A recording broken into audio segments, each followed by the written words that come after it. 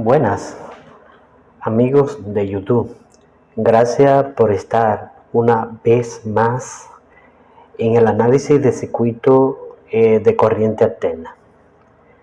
En esta ocasión estaremos determinando la reactancia inductiva de un inductor. Como podrán ver en el circuito que les muestro, tenemos una fuente de tensión de 120 coseno de 377 T. Esta tensión está en función del tiempo. Y un inductor de 20 milihenrios. Entonces vamos a llevar estos 20 milihenrios a valores de reactancia inductiva, que sus valores están dados en ohmios. Las fórmulas empleadas para encontrar la reactancia inductiva son las siguientes. Reactancia inductiva es igual a JWL. Pero también, si nos dan, como en este caso, tenemos la frecuencia angular en radianes por segundo, pero si la estuviéramos en Hertz, utilizaríamos la siguiente fórmula. Esto es igual a 2pi por la frecuencia por L.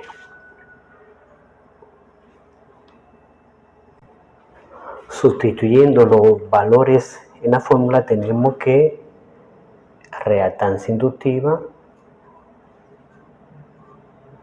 XL es igual a JW, que da 377 radianes por segundo, por L, que son 20 milihenrios.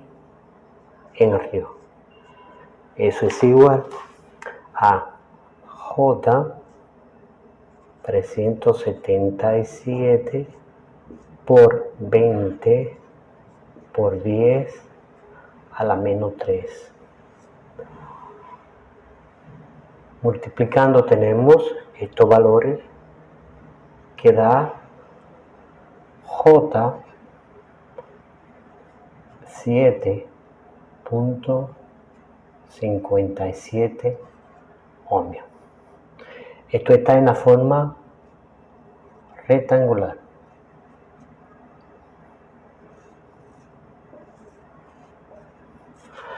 Para llevar este valor a la forma polar, hay que recordar lo que hemos visto en videos anteriores, pero vamos a mostrarles cómo se haría. Vamos a graficar lo que es este valor en los ejes de cartesiano. Veamos. Bien, hemos dibujado los ejes de cartesiano. Como podrán notar, el valor de la resistencia pura está en el eje X. El valor de la reactancia inductiva de la bobina lo tenemos en el eje Y positivo. Y el valor de la reactancia capacitiva lo tenemos en el eje Y negativo.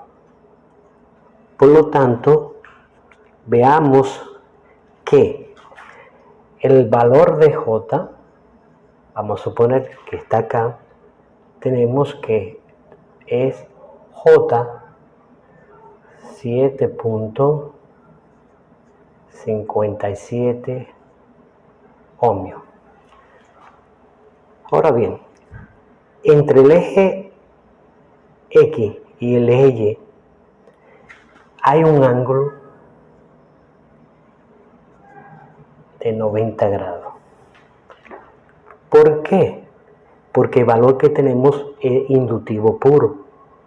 No está combinado con resistencia, inductancia y capacitancia. Cuando tenemos valores puros, en este caso de reactancia, siempre será 90 grados. Y el ángulo de la corriente es 0. de la resistencia, porque tenemos solamente reactancia. Si tuviéramos una resistencia y no reactancia, solamente resistencia pura, el ángulo de la resistencia sería 0.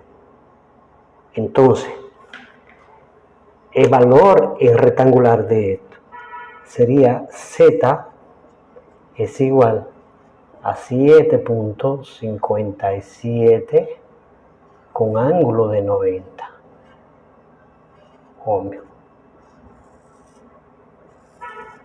Así de fácil se lleva de la función rectangular a una polar, solamente conociendo si el elemento es inductivo o capacitivo.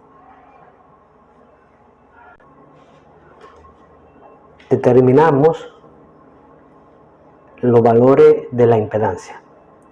Ahora busquemos lo que es la intensidad de la corriente que pasa por la bobina. Tenemos que la intensidad de la corriente por la bobina, aplicando la ley de Ohm, voltaje entre Z.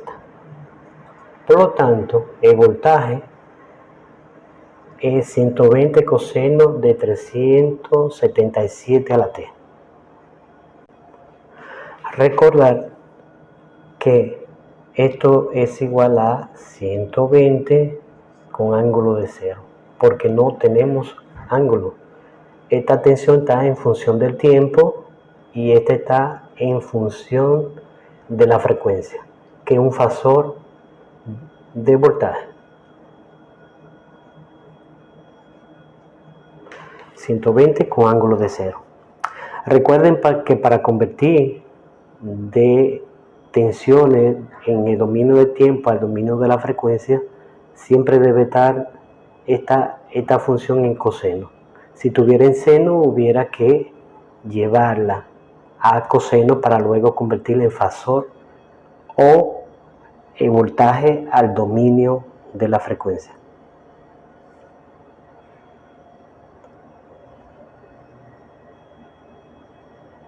Entonces, el voltaje es 120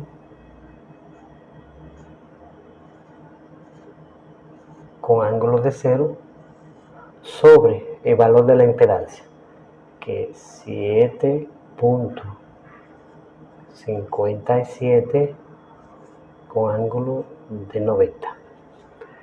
Entonces, la intensidad de la corriente es igual a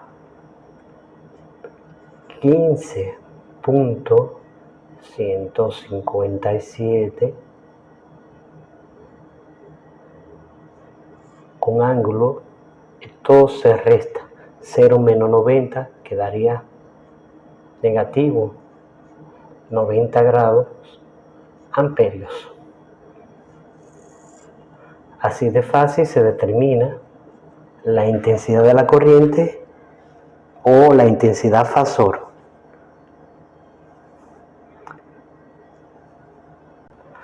Y eso es todo, amigo.